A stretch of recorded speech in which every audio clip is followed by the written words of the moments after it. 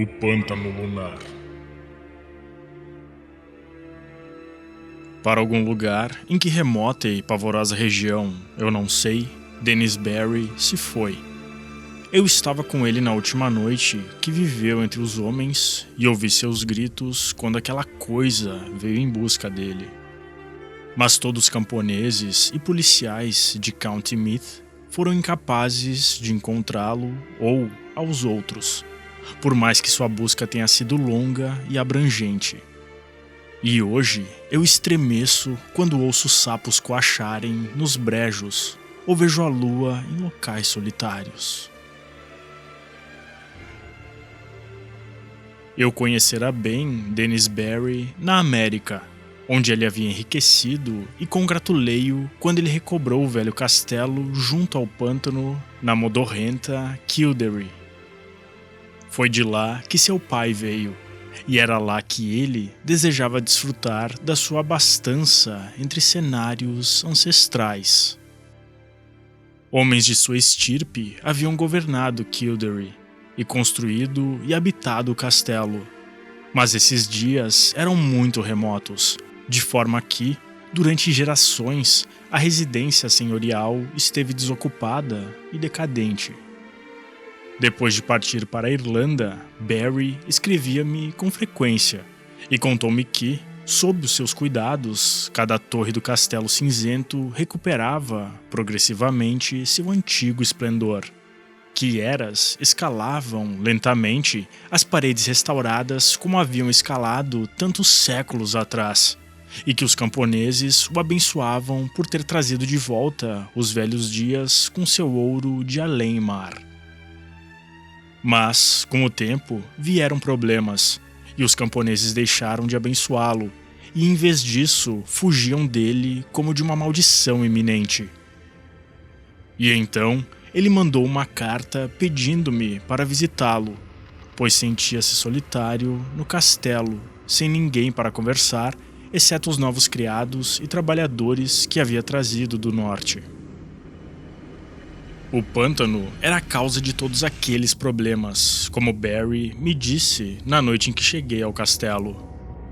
Eu havia desembarcado em Kildare, em um crepúsculo de verão, quando o ouro do céu iluminava o verde das colinas e bosques, e o azul da charneca, onde, numa ilhota afastada, uma estranha ruína cintilava de maneira espectral. Aquele pôr do sol foi muito bonito, mas os camponeses de Belilo haviam me alertado contra ele, e me dito que Kildare havia se tomado amaldiçoada, de forma que eu quase estremeci ao ver os altos torreões do castelo dourados pela incandescência. O automóvel de Barry havia me recebido na estação de Belilo, pois Kildare ficava fora da rede ferroviária. Os aldeões haviam se afastado do automóvel e do motorista vindo do norte, mas sussurraram para mim com rostos empalidecidos quando viram que eu estava indo para Kildare. E naquela noite, depois do nosso reencontro, Barry contou-me o porquê. Os camponeses haviam se retirado de Kildare porque Dennis Barry iria drenar o grande pântano. Com todo o seu amor pela Irlanda, a América não o deixara intocado, e ele odiava o desperdício daquele belo espaço, de onde a turfa poderia ser extraída e a área utilizada. As lendas e superstições de Kildare não o comoviam, e ele riu quando os camponeses primeiro se recusaram a ajudá-lo, depois amaldiçoaram-no e se retiraram de Belilo, com seus poucos pertences, ao constatarem sua determinação. Para ocupar os lugares deles, mandou buscar trabalhadores do norte, e quando os servos partiram, ele os substituiu do mesmo modo. Mas era solitário estar entre estranhos, por isso Barry pediu-me para ir até lá. Quando eu ouvi sobre os temores que levaram o povo a se retirar de Kildare, ri tão alto quanto meu amigo havia rido, pois esses medos eram do mais vago, desvairado e absurdo caráter. Eles tinham a ver com uma certa lenda e lógica acerca do pântano, e sobre o macabro espírito guardião que residia na estranha velha ruína da ilhota, afastada, que eu tinha visto ao pôr do sol. Havia histórias sobre luzes dançando na parte escura da lua, e de ventos gelados em noites quentes, de aparições vestidas de branco pairando sobre as águas, e de uma imaginária cidade de pedra nas profundezas muito abaixo da superfície pantanosa. Mas a maior de todas fantasias bizarras e indisputada em sua absoluta unanimidade era a maldição que o esperava caso ele ousasse tocar ou drenar o vasto lodaçal avermelhado. Havia segredos, diziam os camponeses, que não deviam ser descobertos. Segredos que jaziam ocultos desde que a praga atingiu os filhos de Partholan nos fabulosos anos além da história. No livro dos invasores, conta-se que esses rebentos da Grécia estavam todos sepultados em Talat, mas os homens antigos de Kildare falavam de uma cidade protegida por sua deusa lua padroeira, e que apenas as colinas cobertas de mata a sepultavam quando os homens de Nemed chegaram da Sítia em seus 30 navios. Essas eram histórias infundadas que haviam feito os aldeões abandonarem Kildare, e quando eu as ouvi, não me admirei que Dennis Barry houvesse se recusado a dar-lhes ouvidos. Ele tinha, porém, um grande interesse por antiguidades, e propôs que explorássemos o pântano por inteiro depois que ele fosse drenado. As alvas ruínas na ilhota ele visitara com frequência, mas embora a idade delas claramente fosse grande e seus contornos muito pouco semelhantes aos da maioria das ruínas na Irlanda, estavam dilapidadas demais para contar sobre seus dias de glória. Agora, a drenagem estava prestes a começar, e os trabalhadores do norte logo despiriam o charco proibido de seu musgo verde e de suas urzes vermelhas, e matariam os pequeninos córregos ladrilhados de conchas e as tranquilas lagoas azuis debruadas de juncos. Depois que Barry me contou essas coisas, eu me senti muito sonolento, pois as viagens do dia haviam sido cansativas e meu anfitrião conversara até tarde da noite. Um criado conduziu-me até meu quarto, que ficava numa remota torre com vista para a vila e a planície na orla do pântano, e para o próprio pântano, de modo que das minhas janelas, à luz da lua, eu podia ver os silenciosos telhados de onde os camponeses haviam fugido, e que agora abrigavam os trabalhadores vindo do norte, e também a igreja sede da paróquia com seu antigo pináculo, e à distância, do outro lado da charneca agourenta, a remota ruína antiga na ilhota, reluzindo alva e espectral. No momento em que caía no sono, imaginei ter ouvido sons tênues ao longe, sons que eram bravios e quase musicais, e agitaram-me com uma estranha excitação que coloriu meus sonhos. Mas quando acordei, na manhã seguinte, senti que tudo havia sido um sonho, pois as visões que eu tivera eram mais maravilhosas que qualquer sons de assovios selvagens na noite.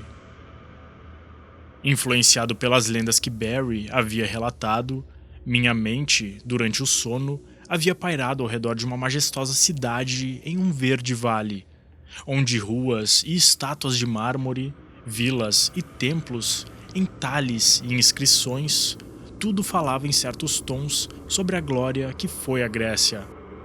Quando contei esse sonho a Barry, ambos rimos. Mas eu ri mais alto, porque estava perplexo com os trabalhadores nortistas dele. Pela sexta vez, haviam todos dormido demais, e caminhavam muito vagarosa e desorientadamente, e agiam como se não tivessem descansado, embora se soubesse que haviam deitado cedo na noite anterior.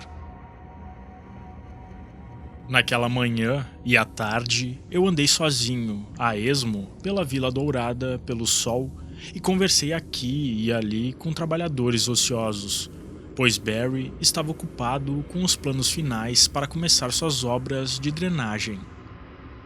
Os trabalhadores não estavam tão satisfeitos quanto poderiam, pois a maioria deles parecia intranquila com algum sonho que tivera, embora tentasse, em vão, se recordar. Eu lhes contei o meu sonho, mas eles não se interessaram, até que eu mencionei os sons estranhos que pensei ter ouvido. Então, eles olharam estranhamente para mim e disseram que pareciam se lembrar de sons estranhos também. À noite, Barry jantou comigo e anunciou que começaria a drenagem em 2 dias. Alegrei-me, pois embora não gostasse de ver o musgo, as urzes e os pequenos córregos e lagoas partirem, tinha um crescente desejo de discernir os antigos segredos que as profundas camadas de turfa poderiam esconder. Mas, naquela noite, os meus sonhos com flautas agudas e peristilos de mármore chegaram a um final súbito e inquietante, pois sobre a cidade no vale eu vi cair uma pestilência, e então uma pavorosa avalanche de encostas cobertas de mata que amortalharam os cadáveres nas ruas e deixaram insepulto apenas o templo de Artemis no pico elevado, onde Cleis, a idosa sacerdotisa lunar, jazia fria e silente, com uma coroa de marfim em sua cabeça prateada.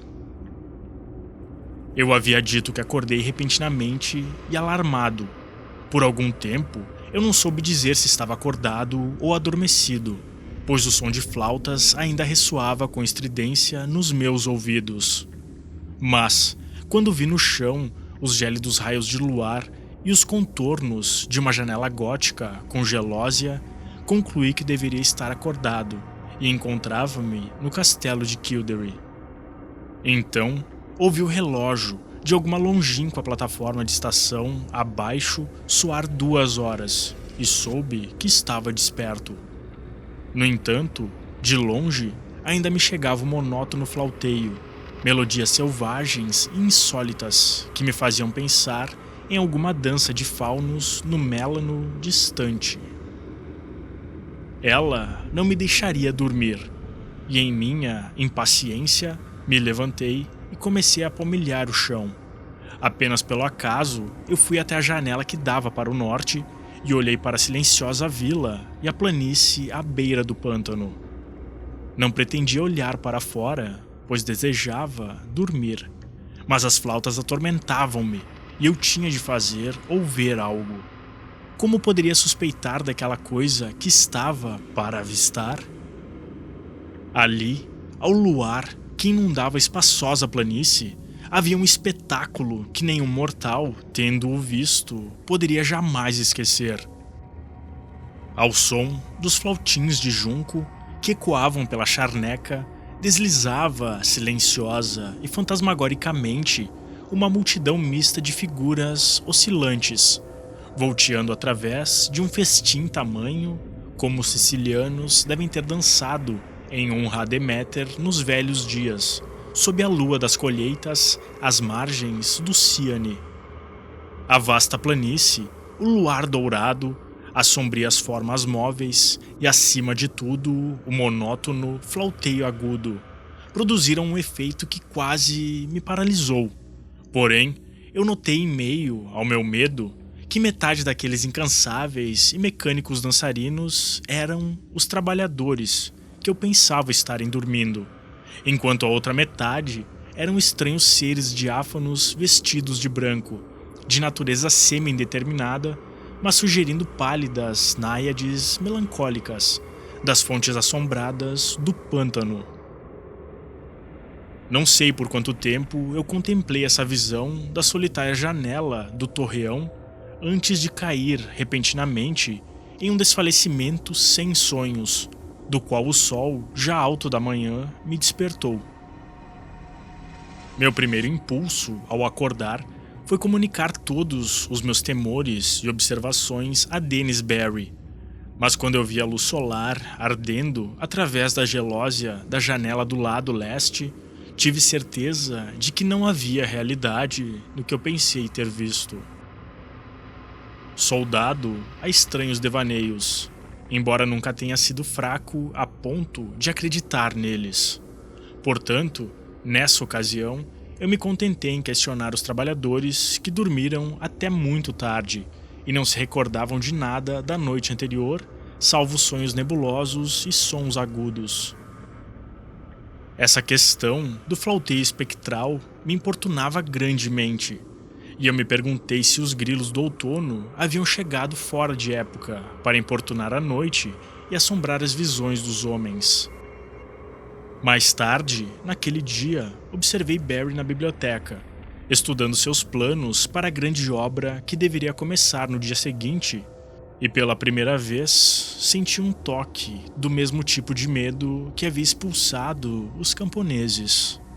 Por alguma razão desconhecida, eu temia a ideia de perturbar a antiga charneca e seus segredos sombrios, e imaginei que visões terríveis jaziam sob o negror da imensurável profundeza da turfa imemorial. Que esses segredos fossem trazidos à luz pareceu-me algo insensato, e eu comecei a procurar uma desculpa para deixar o castelo e a vila. Cheguei ao extremo de conversar casualmente com Barry sobre o assunto, mas não ousei continuar depois que ele deu sua ressonante gargalhada. Então fiquei em silêncio quando o sol se pôs, fúlgido, por trás das colinas distantes, e o céu de Kildare se incendiou em rubro e dourado numa labareda que parecia um portento. Se os eventos daquela noite foram realidade ou ilusão, eu nunca terei certeza.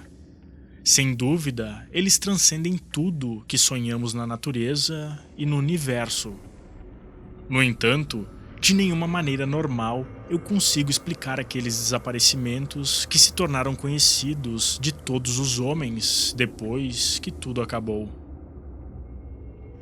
Eu me recolhi cedo e cheio de temor, e por um longo tempo não pude dormir no silêncio insólito da torre. Estava muito escuro, pois embora o céu estivesse limpo, a lua estava então bem avançada em sua fase minguante e não nasceria até altas horas. Pensei enquanto estava deitado ali em Dennisberry e no que sucederia àquele pântano quando o dia chegasse, e me vi quase desesperado com o impulso de correr noite adentro, pegar o carro de Barry e dirigir loucamente até Balliol, fora das terras ameaçadas.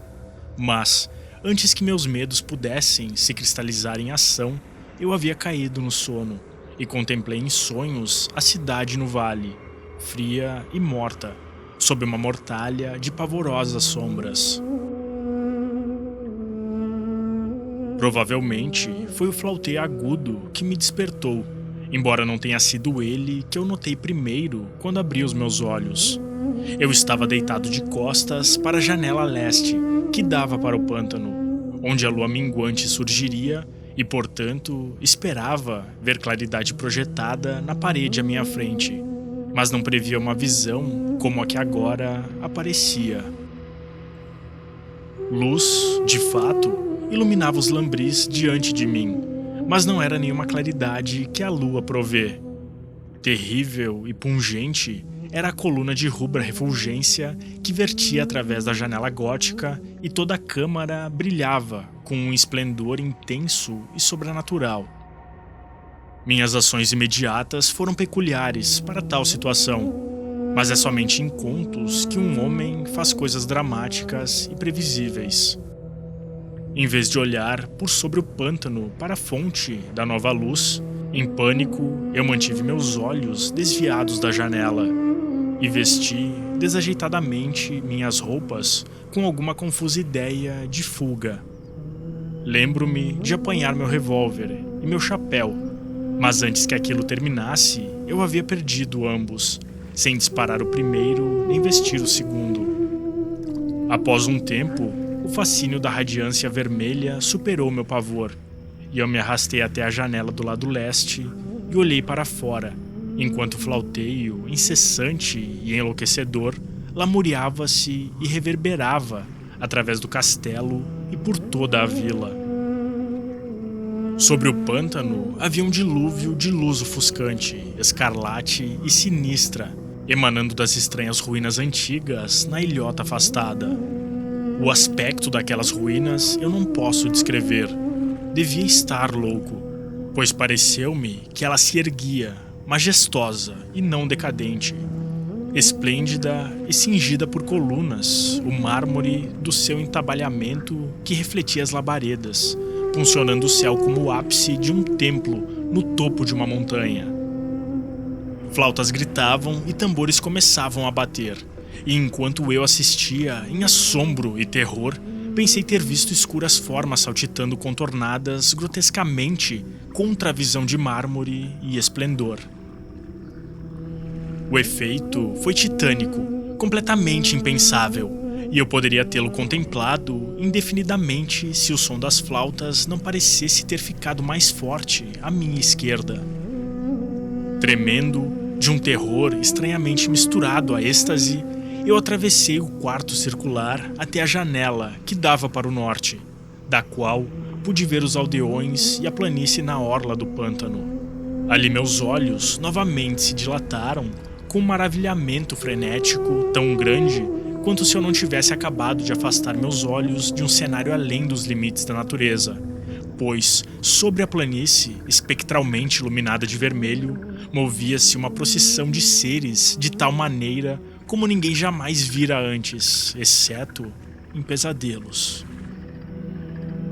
Em parte deslizando, em parte flutuando no ar, os espectros vestidos de branco do pântano retiravam-se lentamente rumo às águas estagnadas e à ilha das ruínas em formações fantásticas que sugeriam alguma antiga e solene dança cerimonial. Seus braços ondeantes e translúcidos, guiados pelo detestável assovio daquelas flautas invisíveis, acenavam em um ritmo insólito a uma turba de trabalhadores trôpegos que os seguiam como cães, com passos cegos, maquinais e descoordenados, como se arrastados por uma canhestra, porém irresistível, vontade demoníaca. À medida que as náiades se aproximavam do pântano, sem alterar seu curso, uma nova fileira de andarilhos cambaleantes zigue-zagueavam, como ébrios, para fora do castelo, por alguma porta muito abaixo da minha janela. Tateavam às cegas pelo pátio e através do trecho interposto da vila, e juntavam-se às colunas trôpegas de trabalhadores na planície. Apesar da altura que nos separava, eu soube imediatamente que eles eram os criados trazidos do norte, pois reconheci a forma feia e pesada do cozinheiro, cujo ridículo, então, havia se tornado inteiramente trágico. As flautas sopravam de maneira horrível, e novamente eu ouvi o bater dos tambores vindos da direção da ruína na ilha. Depois, silenciosa e graciosamente, as náiades alcançaram a água e fundiram-se, uma a uma, ao antigo pântano, enquanto as fileiras de seguidores, sem jamais controlar sua velocidade, chapinhavam desajeitadamente atrás delas e desapareciam, no meio de um pequeno redemoinho de bolhas nocivas, que eu mal conseguia distinguir naquela luz escarlate. E quando o último, patético andarilho, o gordo cozinheiro, afundou pesadamente, desaparecendo naquele poço soturno, as flautas e tambores silenciaram, e os cegantes raios vermelhos das ruínas se apagaram instantaneamente, deixando a vila amaldiçoada solitária e desolada sob os lívidos feixes luminosos da lua recém-nascida. Minha condição era agora de um caos indescritível. Sem saber se estava louco ou lúcido, adormecido ou acordado, fui salvo apenas por um clemente entorpecimento. Creio que fiz coisas ridículas, como oferecer orações a Artemis, Latona, Deméter, Perséfone e Plutão.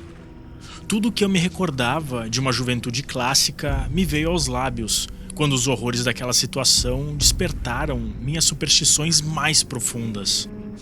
Senti que havia testemunhado a morte de uma vila inteira, e soube que estava sozinho no castelo com Dennis Barry, cuja audácia havia provocado uma maldição. Ao pensar nele, novos temores me agitaram, e eu caí ao chão, não desmaiado, mas fisicamente impotente.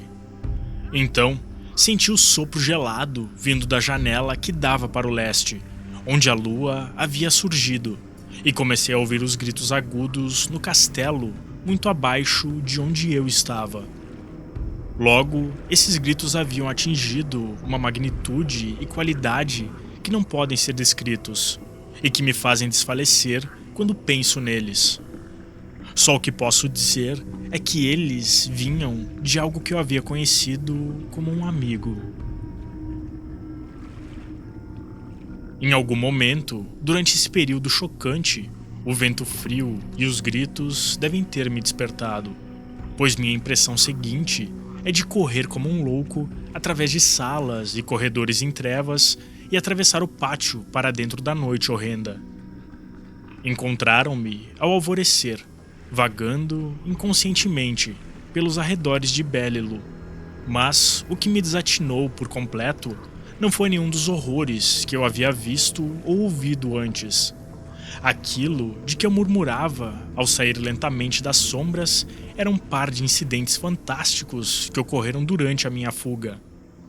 Incidentes sem significado, que no entanto assombram-me cada vez mais quando eu me encontro só em certos locais alagadiços ou ao luar. Enquanto eu fugia daquele castelo amaldiçoado ao longo da orla do pântano, ouvi um novo som, comum, porém diferente de qualquer um que eu havia escutado antes de Kildare. As águas estagnadas, ultimamente tão desprovidas de vida animal, agora fervilhavam com uma horda de enormes sapos viscosos que coachavam aguda e incessantemente, em tons estranhamente desproporcionais ao seu tamanho. Eles reluziam inchados e verdes aos raios do luar e pareciam contemplar a fonte da luz. Segui o olhar de um sapo muito gordo e feio e vi a segunda das coisas que perturbaram meus sentidos. Estendendo-se diretamente das estranhas ruínas antigas na ilhota afastada até a lua minguante, meus olhos pareceram discernir um raio de tênue radiância vibrante, que não refletia nas águas do pântano. E subindo ao longo daquele pálido caminho, minha imaginação febril concebeu uma delgada sombra, vagarosamente convulsa. Uma vaga sombra contorcida, debatendo-se como se fosse arrastada por demônios invisíveis. Enlouquecido como estava, vi naquela horrível sombra uma semelhança monstruosa, uma nauseante e inacreditável caricatura, uma efígie blasfema daquele que havia sido Dennis Barry.